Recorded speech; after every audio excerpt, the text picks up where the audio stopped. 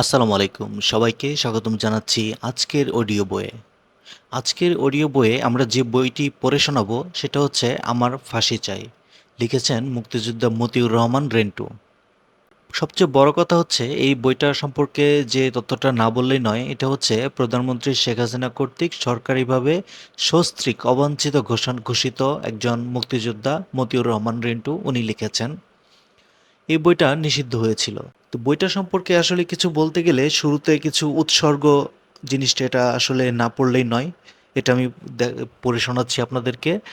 উৎসর্গতে যেটা লেখা আছে, দেশপ্রেম বিবর্জিত নেতা নেত্রীর খপ্পরে পড়ে যে সমস্ত প্রতিভাবান তরুণ ছাত্র যুবক তাদের ভবিষ্যৎ এবং জীবন বিসর্জন দিয়েছে, আমার ফাঁসি চাই গ্রন্থটি তাদের জন্য।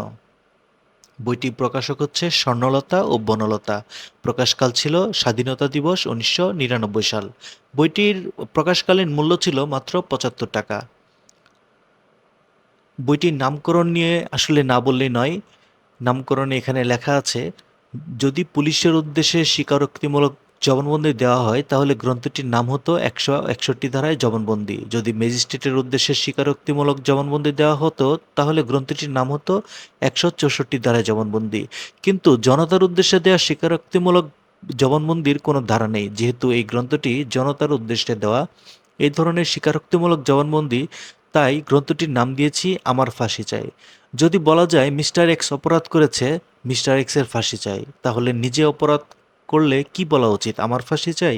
তাই গ্রন্থটির নাম রেখেছি আমার ফাঁসি চাই। বইটির ভূমিকা আমরা পড়ছি না, প্রকাশকের কথাও পড়ছি না, সরাসরি আমরা চলে যাব একটি অধ্যায়ে। সেটা হচ্ছে 69-এর গণ আন্দোলন, 70-এর নির্বাচন, স্বাধীনতা ঘোষণা, মুক্তিযুদ্ধ, সিরাজ শিকদার হত্যা, একদলীয় শাসন, শেখ মুজিব হত্যা, খন্দকার মুশতাক রাষ্ট্রপতি, জেল হত্যা, ৩রা নভেম্বর অভ্যুত্থান, ৭ই নভেম্বর সিপাহী বিপ্লব, এই সম্পর্কে লেখা আছে। তো বইটি শুরু করতে যাচ্ছি। ধৈর্য সহকারে আমাদের পাশেই থাকবেন। 1969 সাল, বাঙালি বিরচিত এক সংগ্রামের মাধ্যমে কারাগার থেকে বের করে আনলো বাংলার অবিসাংবাদিক নেতা শেখ মুজিবুর রহমানকে। তথাকথিত আগরতলা ষড়যন্ত্র মামলার অভিযোগে পাকিস্তান সরকার এক প্রহসনমূলক বিচার করেছিল শেখ মুজিবুর রহমান সহ সামরিক বেসামরিক বাঙালি কিছু লোকের। কিন্তু বাংলার মানুষ এই মামলা এবং বিচার গ্রহণ করেনি। শুধু তাই নয়, এই মামলা ও বিচারের বিরুদ্ধে তীব্র গণ আন্দোলন করে বাঙালিরা পাকিস্তান সরকারকে বাধ্য করল এই মামলা প্রত্যাহার করতে এবং শেখ মুজিব সহ সকল অভিযুক্ত ব্যক্তিকে নিঃশর্ত মুক্তি দিতে। তখন বাংলাদেশ ছিল পাকিস্তানের উপনিবেশ। আমাদের এই দেশের নাম ছিল পূর্ব পাকিস্তান। স্বাধীনতার পরে এই আগরতলা ও ষড়যন্ত্র মামলায় অভিযুক্ত ব্যক্তিদের সাথে মিলেমিশে যতটুকু জানা যায় তা হলো, পাকিস্তান যে আমাদের উপনিবেশ বানিয়ে রেখেছিল এবং ধর্মের নামে বাঙালিদের শোষণ করেছে, এটা তারা স্পষ্ট বুঝতে পেরেছিল। ঔপনিবেশিক শোষণ ও বাঙালিদের, বিশেষ করে বাঙালি সৈনিকদের বঞ্চিত করার বিষয়গুলো নিয়ে পাকিস্তান সামরিক বাহিনীর অন্তর্ভুক্ত বাঙালিদের মধ্যে কানাঘুষা চলছিল। পাকিস্তান সেনাবাহিনীর বাঙালি সৈনিকরা তাদের প্রাপ্য পাওনা নিয়ে ভাবতে আরম্ভ করেছিল। ঠিক এমনই মুহূর্তে পাকিস্তান সরকার শেখ মুজিব সহ সামরিক বেসামরিক বাঙালিদের গ্রেপ্তার করে ও আগরতলা ষড়যন্ত্র মামলা সাজায়। এই মামলায় অভিযুক্তরা পাকিস্তান থেকে বাংলাদেশ স্বাধীন করবে এরকম কোনো কঠিন সিদ্ধান্ত সে সময় নেয়নি, তবে ক্রমশ নিজেদের অধিকার সম্পর্কে সচেতন হয়ে পড়েছিল। এই মামলায় এমন অভিযুক্ত ছিলেন যিনি কিছুই জানতেন না, শুধু বাঙালি হওয়ার কারণেই মূলত অভিযুক্ত হয়েছিলেন। পাকিস্তান আমাদের অধিকার সচেতনতাকে অঙ্কুরে ধ্বংস করে দেওয়ার জন্যই এই আগরতলা ষড়যন্ত্র মামলার সূত্রপাত করেছিল। এমন অনেক অভিযুক্ত ছিলেন যারা ঢাকা ক্যান্টনমেন্ট আসামির কাঠগড়ায় দাঁড়ানো ছাড়া শেখ মুজিবকে আর কখনো দেখেননি। এক প্রাত্যসে পাকিস্তান থেকে বাংলাদেশকে স্বাধীন করে ফেলার এমন কোনো স্পষ্ট পরিকল্পনা বা সিদ্ধান্ত অভিযুক্তদের কারোরই ছিল না বলে আগরতলা মামলায় প্রায় অভিযুক্তদের কাছ থেকে জানা যায়। অভিযুক্তদের প্রায় সকলেই বলেন, বাঙালিদের অধিকার থেকে বঞ্চিত রাখা এবং নির্যাতনের জন্যই মূলত পাকিস্তান সরকার তিলকে তাল বানিয়ে এই আগরতলা মামলা দায়ের করেন। পূর্ব পাকিস্তানের বাঙালিরা পাকিস্তানের নির্যাতনের বিরুদ্ধে বিরচিত গণ আন্দোলনের মাধ্যমে শেখ মুজিব সহ অভিযুক্ত সকলকে মুক্ত করে আনে। 1969 সালে ছাত্রনেতা তুফাইল আহমেদের সভাপতিত্বে অনুষ্ঠিত এক ছাত্র জনতার বিশাল সভায় শেখ মুজিবকে বঙ্গবন্ধু উপাধি দেওয়া হয়। 1970 সালে পাকিস্তান সরকার জাতীয় পরিষদ এমএনএ এর প্রাদেশিক পরিষদ এমপিএ নির্বাচন ঘোষণা করে।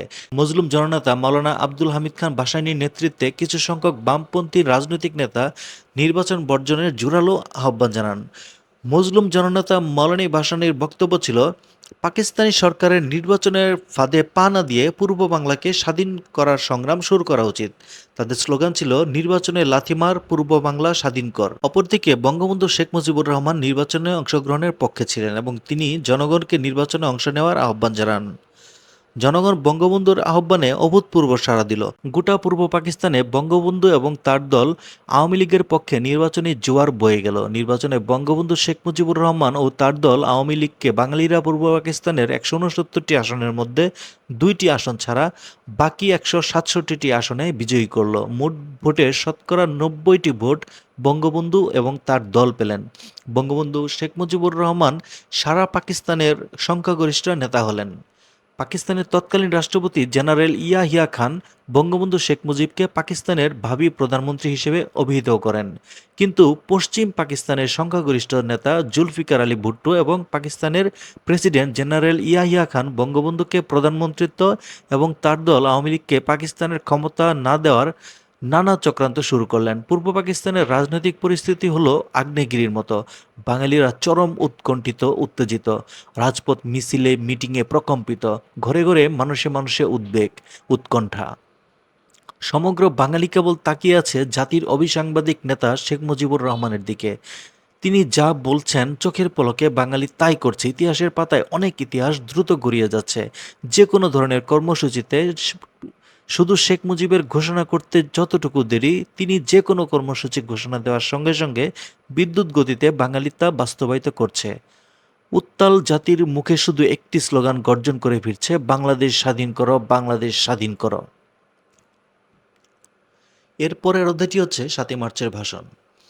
এরই মধ্যে বঙ্গবন্ধু শেখ মুজিব ৭ই মার্চ রেসকোর্স ময়দানে, বর্তমান সোহরাওয়ার্দী উদ্যান, জনসভা ডাকলেন। ভোর না হতেই লক্ষ লক্ষ বাঙালি রেসকোর্স ময়দানে সমবেত হলো স্বাধীনতা প্রশ্নে নেতার রায় শোনার জন্য। লক্ষ লক্ষ জনতার সামনে এসে দাঁড়ালেন জনতার নেতা বঙ্গবন্ধু শেখ মুজিবুর রহমান। কিন্তু বঙ্গবন্ধু শেখ মুজিবুর রহমান স্বাধীনতা ঘোষণা করেও স্বাধীনতা ঘোষণা করলেন না। পাকিস্তান সরকারের কাছে বঙ্গবন্ধু শেখ মুজিবুর রহমান মূলত 4টি দাবি বা কন্ডিশন তার ভাষণে শেষ করলেন। বঙ্গবন্ধু বললেন, আমার দাবি মানতে হবে, প্রথম। তারপর তিনি বিবেচনা করে দেখবেন অ্যাসেম্বলিতে যাবেন কি যাবেন না। যদিও বঙ্গবন্ধু শেখ মুজিবুর রহমান বললেন, এবারের সংগ্রাম আমাদের মুক্তির সংগ্রাম, এবারের সংগ্রাম স্বাধীনতার সংগ্রাম। তারপরও বলা যায় না বঙ্গবন্ধু শেখ মুজিবুর রহমান ৭১-এর ৭ই মার্চ স্বাধীনতা ঘোষণা করেননি। ৭ই মার্চ ৭১ তিনি স্বাধীনতা ঘোষণা করেও স্বাধীনতা ঘোষণা করেননি। অজ্ঞাত কারণে তিনি ৭১-এর ৭ই মার্চ পরিষ্কারভাবে স্বাধীনতা ঘোষণা না করে স্বাধীনতা ঘোষণা করতে একটুখানি বাকি রাখলেন এবং পাকিস্তান সরকারের উদ্দেশ্যে 4টি দাবি করলেন। আবার তার এই দাবি মেনে নেওয়ার জন্য পাকিস্তান সরকারকে সুনির্দিষ্ট কোনো সময়সীমাও বেঁধে দিলেন না। তবে তার নির্দেশে যে অসহযোগ আন্দোলন তখন চলছিল তা বজায় রাখার নির্দেশ তিনি দেন এবং সেই সাথে নতুন করে যোগ করেন খাজনা, ট্যাক্স সব বন্ধ করে দেওয়ার নির্দেশ। হরতাল প্রত্যাহার করলেন। স্কুল, কলেজ, অফিস, আদালত, কলকারখানা সব বন্ধ ঘোষণা করলেন। মাস শেষে কর্মচারীদের বেতন নিয়ে আসতে বললেন। শিল্পের মালিককে শ্রমিকের বেতন পৌঁছে দিতে বললেন। রেডিও টেলিভিশন তার সংবাদ পরিবেশন না করলে বাঙালিদের রেডিও টেলিভিশনে যেতে নিষেধ করলেন। আন্দোলন নতুন মোড় নিল। বাঙালি বুঝতে পারল স্বাধীনতা ছাড়া আর কোনো গত্যন্তর নেই। কিন্তু ঠিক কবে থেকে স্বাধীনতা যুদ্ধ বা মুক্তিযুদ্ধ শুরু হবে এবং কিভাবে হবে তা নিয়ে ছিল অস্পষ্টতা ও সংশয়। কারোরই সঠিক কোনো পরিষ্কার ধারণা ছিল না। কোনো এক অজ্ঞাত কারণে ৭১-এর ৭ই মার্চ বঙ্গবন্ধু শেখ মুজিবুর রহমান এককভাবে সুস্পষ্ট করে স্বাধীনতা ঘোষণা করলেন না কেন তা কখনো কোনোদিন পরিষ্কার জানা যায়নি। বিশ্লেষক এবং সামরিক পরিসংখ্যানে জানা যায় ৭ই মার্চ বঙ্গবন্ধু শেখ মুজিবুর রহমান যদি পাকিস্তানের সাথে সম্পর্ক ছিন্ন করে বাংলাদেশকে স্বাধীন সার্বভৌম দেশ হিসেবে ঘোষণা করতেন এবং সুদূর ১২,০০০ মাইল দূর থেকে আসা পাকিস্তানি সৈন্যদের বন্দী করতে বলতেন, তাহলে পাকিস্তানি সৈন্যদের সাথে বাঙালি সৈন্য, ইপিআর, পুলিশ ও জনতার যে লড়াই বা যুদ্ধ হতো সেই যুদ্ধ মাত্র কয়েক দিনের মধ্যেই সামান্য রক্তপাতের বিনিময়ে আমাদের দেশ মুক্ত বা স্বাধীন হতো। ১৯৭১ সালের ৭ই মার্চ পর্যন্ত বাংলাদেশের তৎকালীন পূর্ব পাকিস্তানি সৈন্য সংখ্যা এতই নগণ্য ছিল যে পাকিস্তানি, পাঞ্জাবি, সিন্ধি, বেলুচ সৈন্য বাঙালি সৈন্যদের কাছে অসহায় এবং মুখাপেক্ষী ছিল।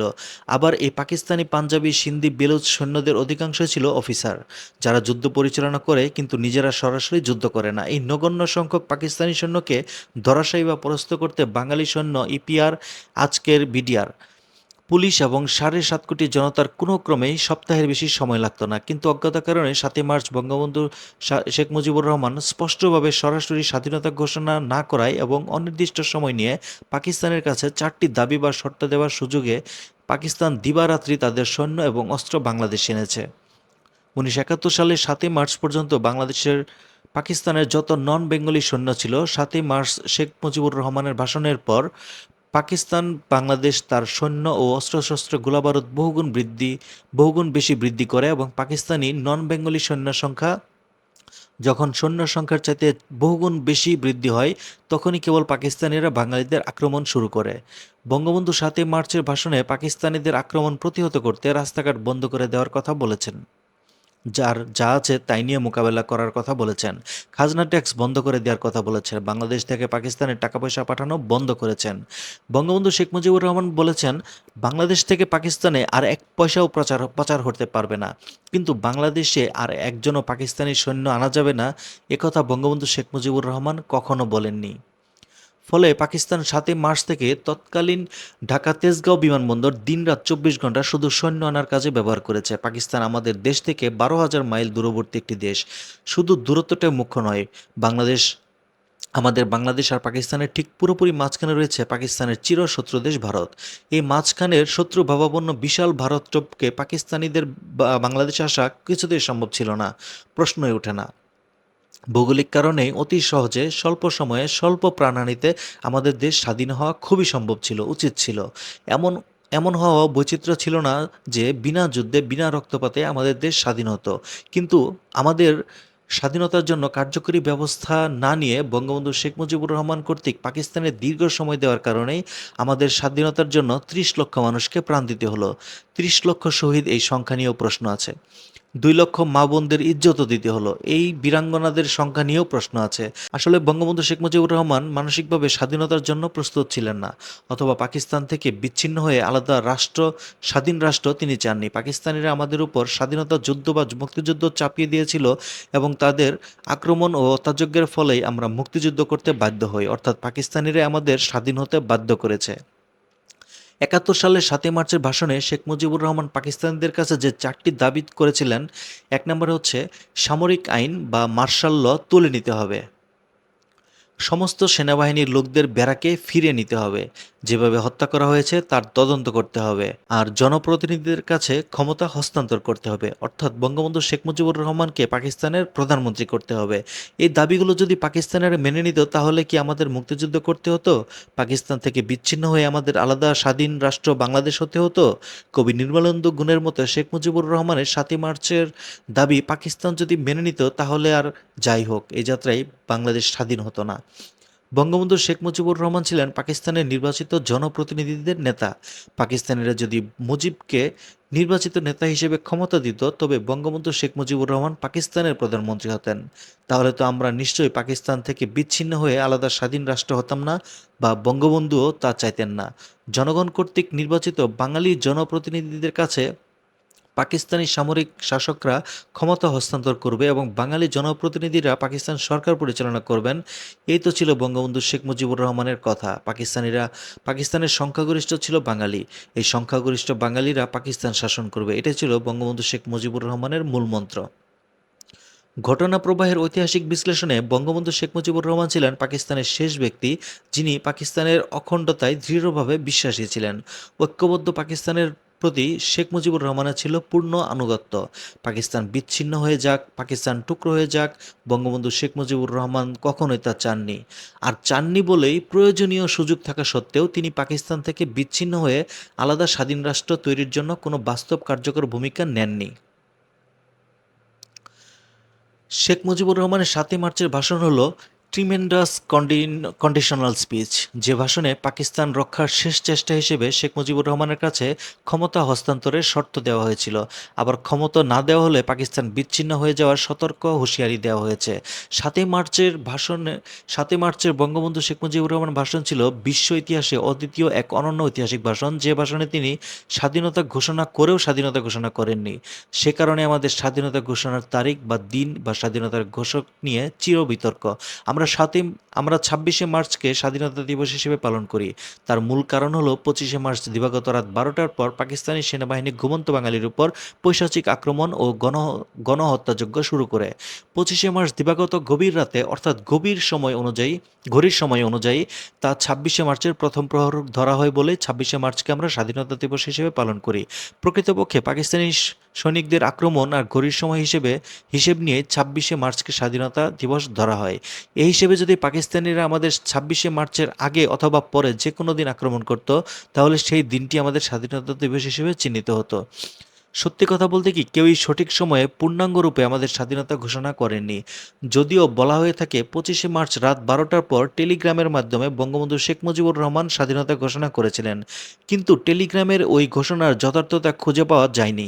টেলিগ্রামের মাধ্যমে বঙ্গবন্ধু শেখ মুজিবুর রহমানের স্বাধীনতার ঘোষণাটি তখনকার সময়ে ৭.৫ কোটি বাঙালির কেউ পেয়েছে বা শুনেছে, আজ পর্যন্ত এমন দাবি কেউ করেনি। ২৩শে মার্চ হলো পাকিস্তান দিবস। এই ২৩শে মার্চে পাকিস্তান দিবসে তৎকালীন পূর্ব পাকিস্তান, বর্তমান বাংলাদেশ, তৎকালীন পূর্ব পাকিস্তান সহ সারা পাকিস্তানের সকল সরকারি বেসরকারি ভবন এবং শহরের বাড়িগুলোতে সবুজ সাদা চাঁদতারা পাকিস্তানি পতাকা তোলা হতো। শহরের রাস্তাগুলো পাকিস্তানি পতাকা দিয়ে সাজানো হতো এবং রাষ্ট্রীয় সামাজিক নানা অনুষ্ঠানের মধ্য দিয়ে ২৩শে মার্চ পাকিস্তান দিবস পালন করা হতো। কিন্তু ৭১-এর ২৩শে মার্চ পাকিস্তান দিবসে পূর্ব পাকিস্তানে কোথাও কোনো সরকারি বেসরকারি ভবনে পাকিস্তানি পতাকা তো উড়ানো হয়নি, বরং জনগণ স্বেচ্ছায় স্বতঃস্ফূর্তভাবে এদেশের প্রতিটি সরকারি বেসরকারি ভবনে, প্রতিটি বাড়িঘরে, রাস্তাঘাটে, গ্রাম বাংলার কাছে কাছে, এমনকি বঙ্গবন্ধু শেখ মুজিবুর রহমানের বাসভবনে সবুজের মাঝে লাল বৃত্তের উপর হলুদ রঙের মানচিত্র খচিত স্বাধীন বাংলার পতাকা উড়িয়ে দিয়ে পাকিস্তানের যবনিকাপাত ঘটালো। পাকিস্তান দিবসে পাকিস্তানি পতাকা উড়ল না, পাকিস্তানি সৈন্যরা কুচকাওয়াজও করল না, পাকিস্তান কোনো অস্তিত্ব খুঁজে পাওয়া গেল না। তারপরেও বঙ্গবন্ধু শেখ মুজিবুর রহমান স্বীকৃত পন্থায় সোজাসুজি স্পষ্ট করে বাংলার স্বাধীনতা ঘোষণা করেননি। কি এক অজ্ঞাত কারণে শেখ মুজিবুর রহমান মুখ খুললেননি, নীরব ছিলেন। স্বাধীনতা ঘোষণার বৈধ রাজনৈতিক দায়িত্ব কেবল শেখ মুজিবুর রহমান বাঙালিকে জাতিকে দিয়েছিলেন, কিন্তু শেখ মুজিবুর রহমান জাতি কর্তৃক প্রদত্ত রাজনৈতিক দায়িত্ব পালন করে স্বাধীনতা ঘোষণা করেননি। ওই পরিস্থিতিতে অন্য কারো পক্ষে স্বাধীনতা ঘোষণা করা সম্ভব ছিল না, কেননা শেখ মুজিব ছিলেন বাঙালির আশা আকাঙ্ক্ষার মূর্ত প্রতীক। তবে পাকিস্তানিরা ভয়, লোভ, কোনো কিছুর বিনিময়ে বঙ্গবন্ধু শেখ মুজিবুর রহমান স্বাধীনতা চান না, এরকম কোনো স্বীকারোক্তি আদায় করতে পারেনি। যদি শেখ মুজিবুর রহমান স্বাধীনতার বিপক্ষে কোনো কথা বলতেন, তাহলে আমাদের স্বাধীনতা পাওয়া ডিফিকাল্ট হয়ে যেত। অপরদিকে ২৭শে মার্চ প্রত্যুষে চট্টগ্রাম কালুরঘাট বেতার কেন্দ্র থেকে মেজর জিয়াউর রহমান দুই রকম স্বাধীনতা ঘোষণা দেন। জিয়াউর রহমান প্রথমে ঘোষণা দেন, I am major president republic of Bangladesh, I declare independent of Bangladesh. Ziaur Rahman দ্বিতীয়বার ঘোষণা দেন, I am major Zia, I declare independent of Bangladesh on behalf our great leader Sheikh Mujibur Rahman. Major Ziaur Rahman Bengal regiment, EPR, police এবং জনতাকে পাকিস্তানের আর্মির বিরুদ্ধে যুদ্ধে ঝাঁপিয়ে পড়ার আহ্বান জানান এবং সারা দুনিয়ার কাছে মুক্তিযুদ্ধের পক্ষে সাহায্যের আহ্বান জানান। যদিও জিয়াউর রহমানের ২৭শে মার্চের সকালে ওই ঘোষণা দেওয়ার আগেই ২৫শে মার্চ দিবাগত গভীর রাতে অর্থাৎ ঘড়ির সময় অনুযায়ী ২৬শে মার্চ প্রথম প্রহরেই ঢাকাতে ইপিআর এবং পুলিশ পাকিস্তানিদের বিরুদ্ধে যুদ্ধ শুরু করে দেয়। পাকিস্তানি সৈন্যরা ঢাকায় রাজারবাগ পুলিশ হেডকোয়ার্টার এবং ঢাকায় পিলখানায় ইপিআর হেডকোয়ার্টার আক্রমণ করলে ইস্ট পাকিস্তান এবং পুলিশ পাকিস্তানিদের কাছে আত্মসমর্পণ না করে পাল্টা আক্রমণ করে এবং আমরা ছাত্র জনতা ওই রাতেই ঢাকার বিভিন্ন থানা থেকে পুলিশের রাইফেল এনে পাকিস্তানিদের বিরুদ্ধে যুদ্ধের প্রস্তুতি নেই, কিন্তু আমাদের রাইফেল চালানোর প্রশিক্ষণ না থাকায় পাকিস্তানিদের বিরুদ্ধে ওই রাতে যুদ্ধ শুরু করতে পারিনি। ইপিআর ও পুলিশের ওই রাতের যুদ্ধটা ছিল মূলত আত্মরক্ষার্থে। কারো কোনো প্রকার নির্দেশ বা ঘোষণা ছাড়াই ইপিআর এবং পুলিশের পাকিস্তানিদের বিরুদ্ধে ২৫শে মার্চ দিবাগত গভীর রাতে যুদ্ধ শুরু করে দিয়েছিল। তারপরে বলা চলে মেজর জিয়াউর রহমানের ২৭শে মার্চের সকালের স্বাধীনতা ঘোষণায় মুক্তিপাগল গোটা বাঙালি জাতি ভীষণভাবে আশান্বিত হয়েছিল, অনুপ্রাণিত হয়েছিল। বিশেষ করে যারা দেশের জন্য করার জন্য মানসিকভাবে চূড়ান্ত প্রস্তুত হয়েছিল, তাদের মধ্যে জিয়াউর রহমান এই স্বাধীনতা ঘোষণা অভূতপূর্ব চাঞ্চল্যের সৃষ্টি করেছিল, উৎসাহ, উদ্দীপনা ও প্রেরণা সৃষ্টি করেছিল।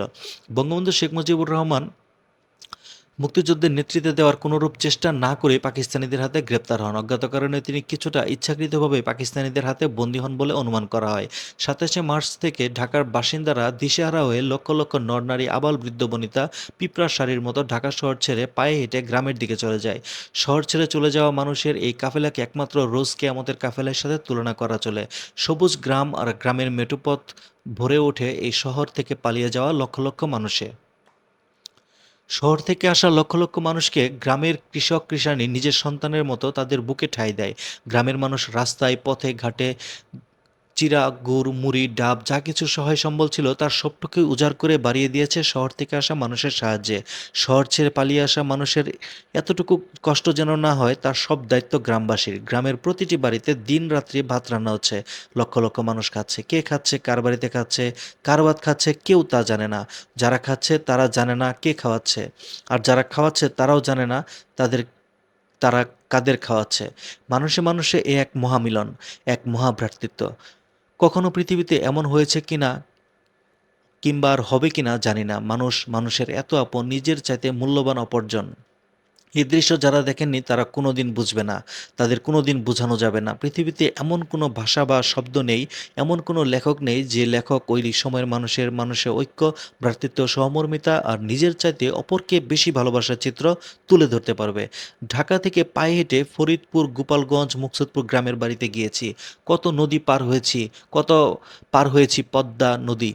5 দিন 5 রাত্রি পথ চলেছি, তারপর গ্রামের বাড়িতে এসেছি।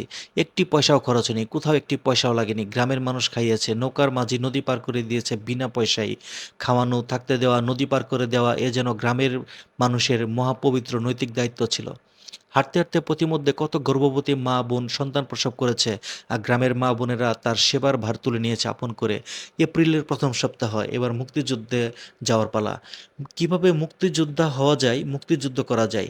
17 এপ্রিল আকাশবাণী কলকাতা থেকে বারবার ঘোষণা এসেছে, আজ রাত 8টার পর একটি বিশেষ অনুষ্ঠান প্রচার করা হবে। রাত 8টায় আকাশবাণী কলকাতা বেতারের বাংলা খবরে বলা হয়, সংবাদের পর একটি বিশেষ অনুষ্ঠান প্রচার করা হবে।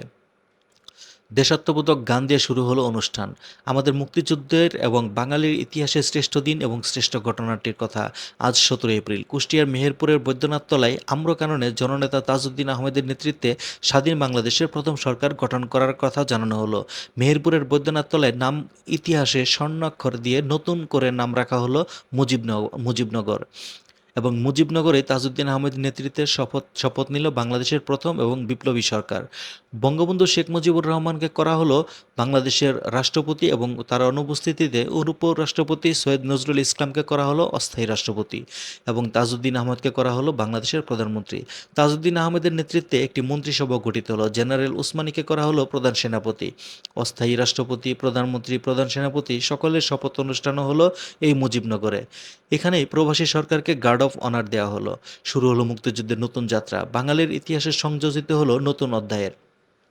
আমাদের মুক্তিযুদ্ধ সুসংগঠিত হলো। আমাদের দেশের প্রায় 1 কোটি মানুষ শরণার্থী হয়ে ভারতে আশ্রয় নিল। আমরা যারা মুক্তিপাগল কিশোর, তরুণ, যুবক, আমরা ভারতে গিয়ে সামরিক প্রশিক্ষণ নিলাম এবং মুক্তিযোদ্ধা হলাম। মুক্তিযোদ্ধার মুক্তিযোদ্ধা হওয়ার আগে শুধু ভাবতাম কবে মুক্তিযোদ্ধা হব, কিভাবে মুক্তিযোদ্ধা হব। ভাবতে ভাবতে গ্রামের বাড়ি থেকে আবার ঢাকায় চলে এলাম। এই ঢাকায়ই আমি জন্মেছি, শিশু থেকে কিশোর হয়েছি, এখানেই আমার সব বন্ধুবান্ধব। গ্রামের বাড়িতে আমার কোনো বন্ধুবান্ধব নেই। মুক্তিযুদ্ধে যাওয়ার জন্য অন্তত একজন বন্ধু তো খুব দরকার। কাছে কাজেই আবার শত্রুর প্রধান ঘাঁটি ঢাকায় চলে এলাম। প্রতিদিন ভাবি মুক্তিযুদ্ধে যাব, কিন্তু রাতে শুধু মার কথা মনে হয়। মনে হয় আমি যুদ্ধে চলে গেলে মা শুধু কাঁদবেন, আমার জন্য মা অনেক কষ্ট পাবেন, অনেক কাঁদবেন। আমার আর কোনো পিছুটান নেই, শুধু মা। আব্বার কথা আমি মোটেও ভাবি না, মার জন্যই মনটা আমার কেমন হয়ে যায়, কেমন জানি সব কিছু এলোমেলো হয়ে যায়। এভাবে ভাবতে ভাবতে কয়েকদিন চলে যায়। মুক্তিযুদ্ধে যাওয়ার জন্য মনটা আমার অস্থির হয়ে আছে, কিন্তু মাকেও ছাড়তে পারি না, মুক্তিযুদ্ধ যাওয়া হয় না। একদিন আমার মনে হলো সব ছেলেরই তো মা আছে, ছেলে যুদ্ধে গেলে মা তো কাঁদবেই। মার কান্নার কথা ভেবে ছেলে যদি মুক্তিযুদ্ধে না যায় তাহলে তো আর মুক্তিযুদ্ধ হবে না, দেশও স্বাধীন হবে না। না, মা কাঁদে কাঁদুক, আমাকে মুক্তিযুদ্ধে যেতে হবে, দেশ স্বাধীন করতে হবে। পরের দিনই পাশের বাড়ির আমার এক বন্ধু, বয়সে আমার চেয়ে সামান্য বড়, তার নাম বাবুল আজাদ, তাকে তাকে মুক্তিযুদ্ধে যাওয়ার কথা বলে ফেললাম। সঙ্গে সঙ্গে বাবুল আজাদ খুশিতে রাজি হয়ে গেল, বলল আমি তো এরকমই ভাবছিলাম এবং এরকম একজন বন্ধু খুঁজছিলাম। তারপর প্ল্যান প্রোগ্রাম করে একদিন খুব ভোরে দুজনে ভারতের উদ্দেশ্যে রওনা হলাম। আমরা দু বন্ধু গ্রামের পথ দিয়ে হাঁটতে হাঁটতে নদীর পাড়ে একটি বাড়িতে এসে পৌঁছলাম। তখন প্রায় সন্ধ্যা শখানেক পুরুষ মহিলা শিশু আগে থেকে নদী পার হওয়ার জন্য এই বাড়িতে ঘাপটি মেরে অপেক্ষা করছে। বাড়িতে নদী ঘাটে ছোট একটি ডিঙি নৌকা বাঁধা আছে। এই ছোট নৌকাটিতে ৮-১০ জনের বেশি লোক একসঙ্গে পার হওয়া যাবে না। এই বাড়ির কোনো মানুষ এখানে নেই, শুধু কয়েকটি লাশ পচে গলে পড়ে আছে। আর এই যে শখানেক মানুষ, এরা সবাই শরণার্থী হয়ে ভারতে চলে যাওয়ার জন্য এখানে জড়ো হয়েছে।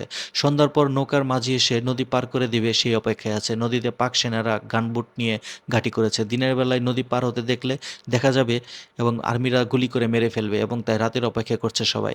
রাতের অন্ধকারে নদী পার হতে হবে। অন্ধকার ঘনিয়ে এলো, বেশ ঘন, বেশ গাঢ় অন্ধকার। হঠাৎ নদীতে পাকিস্তানি আর্মির গানবোটের সার্চ লাইট আলো দেখা গেল। এদিকে আসছে গানবোটটা। চাপা কান্না শুরু হয়ে গেল। কেউ কেউ বলছে, কান্দেন না ভাই, কান্দেন না, আল্লাহরে ডাকেন। গানবোটটা দ্রুত এদিকে ছুটে আসছে। সবাই মৃত্যুর ভয়ে চুপসে গেল। কারো কোনো সারা শব্দ নেই, শুধু গানবোটের আওয়াজ আর সার্চ লাইটের আলো। আমরা সবাই মাটিতে শুয়ে পড়লাম, যাতে সার্চলাইটের আলোয় দেখা না যায়। বুকের ভেতর ভয়, তার উপর মানুষের পচা লাশের গন্ধে দম বন্ধ হয়ে আছে। দিন চারেক আগে পাকিস্তানি হানাদাররা এই বাড়িতে হানা দিয়ে এই মানুষগুলিকে হত্যা করেছে। আবাল বৃদ্ধ বনিতা, কারো মুখে কোনো শব্দ নেই। অন্তরে শুধু আল্লাহ, রসুল সাল্লাহ সাল্লাম আর ভগবানের নাম। গানবোট যত এগিয়ে আসছে মনে হচ্ছে মৃত্যু তত এগিয়ে আসছে। মৃত্যু এখন শুধু কয়েক মিনিটের ব্যাপার হয়ে দাঁড়িয়েছে। আমি একটি গাছের আড়ালে দাঁড়িয়ে সবাইকে বললাম, কেউ শোয়া থেকে উঠবেন না, নড়াচড়াও করবেন না, কোনো কথা বলবেন না।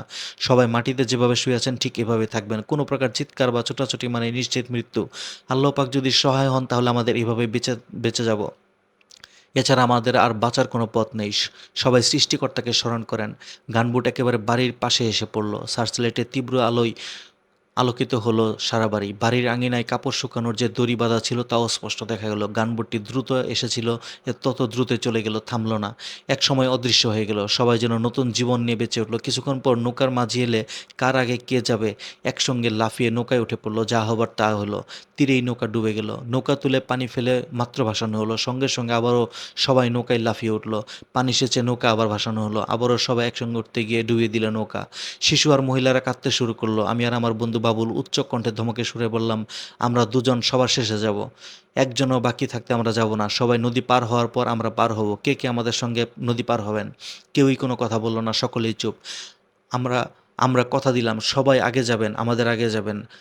আমরা যাকে বলবো সেই নৌকায় উঠবেন, নইলে নৌকা আর তুলব না, সবাই একসঙ্গে মারা পড়ব। জনা কয়েক বলে উঠলো, ঠিক আছে, আপনারাই ঠিক করে দেবেন কে কখন উঠবে। কেউ একজন বলে উঠলো, আবার নিজেরাই আমাদের ফেলে চলে যায় না। বললাম, দেখেন তো, দেখতে পাবেন তো যাই কিনা, কাউকে ফেলে আমরা যাব না, আমাদের কথা শোনেন। সবাই নদী পার হতে পারবেন এবং আমাদের আগে পার হবেন। আবার নৌকা তুলে পানি ফেলে নৌকা ভাসালাম। ডান দিক থেকে এক এক করে ৯ জন নৌকায় তুললাম। নৌকা ছেড়ে দিল, নামিয়ে দিল, আবার নৌকা ফিরে এলো। শেষ ট্রিপে আমরা দুজন সহ ৫ জন নৌকায় উঠে নদী পার হলাম। সীমান্তের কাছাকাছি বাতেন ভাই নামে এক ভদ্রলোকের বাড়িতে রাত কাটানোর পর সকালবেলায় আমার বন্ধু বাবুল আজাদ কান্না জুড়ে দিল, সে ঢাকায় ফিরে আসবে, আবার আমাকে সঙ্গে নিয়ে ফিরে আসবে। বাবুল আজাদ কাঁদতে কাঁদতে বলতে লাগলো, রাত্রে মাকে স্বপ্নে দেখেছি, মা বলছে ফিরে আয়। রিম্মিকে স্বপ্নে দেখেছি। রিম্মি হলো বাবুল আজাদ আর আমার বাসার উল্টো দিকের বাসার মস্ত বড় ধনী লোকের মেয়ে। বাবুল আজাদের প্রেমিকা, খুবই ভালো মেয়ে, সব দিক দিয়েই ভালো, আচার ব্যবহার অমায়িক, দেখতে সুন্দরী, ভালো ছাত্রী, সবার প্রিয়। বেচারা রিম্মির অকাল মৃত্যু হয়েছে। আল্লাহর কাছে দোয়া করি রিম্মি যেন বেহেশত যান। বাবুল আজাদ বলল, স্বপ্নের ভিতর রিম্মি আমাকে বলছে, বাবুল তুমি যুদ্ধে যেও না, তুমি মরে গেলে আমি কাকে ভালোবাসবো, তুমি ছাড়া আমি কাউকে ভালোবাসতে পারবো না, তুমি ফিরে এসো, নইলে আমাকেও নিয়ে যাও, ইত্যাদি ইত্যাদি বলতে বলতে সেই কি কান্না বাবুল আজাদের। আমার কাছে বাবুলের দাবি, চলো আমরা ঘরে ফিরে যাই। কান্না যখন কিছুতে থামাতে পারলাম না, তখন বললাম, তুই ফিরে যা, আমি যাব না, আমি যুদ্ধে যাব। বাবুলের উত্তর, আমি তোকে ফেলে একা ফিরে যাব না, চল দুজনেই ফিরে যাই। না, আমি ফিরে যাব না, তুই ফিরে যা। না, আমি তোকে ছাড়া ফিরে যাব না। বাবুল আমার সঙ্গে ঘরে ফিরে আসবে, আমি ফিরে আসব না। বাবুলের কান্না থামে না। এক পর্যায়ে বললাম, সীমান্তের কাছেই তো চলে এসেছি, চল একটু সামনে গিয়ে দেখি কি হচ্ছে, তারপর ফিরে আসব। এবার বাবুল আজাদ রাজি হলো, কান্না থামালো। আমরা এবার সীমান্ত লক্ষ্য করে চলতে শুরু করলাম। যতই সীমান্তের কাছে যাচ্ছি ততই বেশি করে গোলাগুলির আওয়াজ শোনা যাচ্ছে। অনেক চূড়ায় উতরাই পার হয়ে দু বন্ধু মিলে ভারতের ত্রিপুরা রাজ্যের রাজধানী আগরতলায় গিয়ে পৌঁছলাম। পথের অনেক কাহিনী, সব লিখলে ফুরাবে না। ভারতের যে জায়গায় আমরা গিয়ে উঠলাম, জায়গাটা বেশ উঁচু পাহাড়ের মতো, তবে পাহাড় না। এই জায়গায় উঠেই দেখি খাকি পোশাক পরা 4-5 জন আর্মি একটি বাংকারে দাঁড়িয়ে আছে এবং আরো 7-8 জন আর্মি দাঁড়িয়ে মানুষের সঙ্গে কথা বলছে। দেখেই তো আমার আত্মার কাঁচা হয়ে গেল। আমি কোথায় এলাম? যে আর্মির ভয়ে সারা পথ কষ্ট করে এলাম, এখানে এসে সেই আর্মির একেবারে মুখের সামনে দাঁড়িয়ে পড়লাম। ভয়ে আমি হিম হয়ে গেলাম। কিছু সময় জ্ঞানশূন্য থাকলাম, তারপর ধীরে ধীরে তাকিয়ে দেখলাম জনগণের মাঝে কোনো প্রতিক্রিয়া নেই, সবাই যার যার কাজে ব্যস্ত। আমি ভীষণ অবাক হলাম, স্বপ্ন দেখছি না তো? পরে বুঝলাম, ও এটা তো ভারত, এরা ভারতীয় আর্মি। পৃথিবীর সব দেশের আর্মির পোশাকই যে এক, এটা আমার জানা ছিল না। আমরা শরণার্থী ক্যাম্প বা শিবিরে না গিয়ে সোজা কলেজ টিলায় চলে গেলাম। কলেজ টিলা মানে আগরতলা এমবিবিএন কলেজ ক্যাম্পাস। এই কলেজ টিলাতেই বাংলাদেশের প্রাক্তন বর্তমান ছাত্রনেতারা থাকেন। এখানে ছাত্র সংগ্রাম পরিষদের অফিস। শেখ ফজলুল হক মনির নেতৃত্বে পূর্ব পাকিস্তান ছাত্রলীগের প্রাক্তন সাধারণ সম্পাদক, আওয়ামী যুবলীগের প্রতিষ্ঠাতা, দৈনিক বাংলার বাণী ও দৈনিক টাইমস পত্রিকার সম্পাদক বঙ্গবন্ধু শেখ মুজিবুর রহমানের ভাগ্নে। 75-এর 15ই আগস্টে শেখ মনিকে হত্যা করা হয়।